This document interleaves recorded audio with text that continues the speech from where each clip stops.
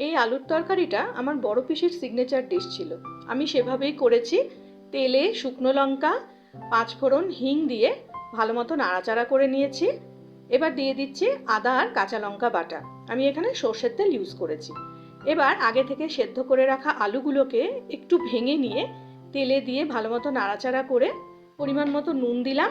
আর এরপরে দেব ভিজিয়ে রাখা সাদা মটর। এটা অপশনাল, কেউ চাইলে নাও দিতে পারেন।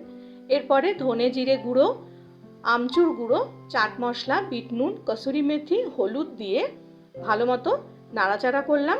সঙ্গে একটু গরম মশলাও দিয়েছিলাম। লঙ্কার গুঁড়ো দিয়ে দিলাম। দিয়ে পরিমাণ মতো জল দিয়ে আমি তরকারিটা ফুটতে দেব। তরকারিটা ফুটে উঠলে পরে এরপরে আমি দিয়ে দিচ্ছি স্বাদ মতো চিনি। ব্যাস, রেডি হয়ে যাবে একদম মিষ্টির দোকানের মতো কচুরির সঙ্গে যে তরকারিটা সার্ভ করে সেই তরকারি।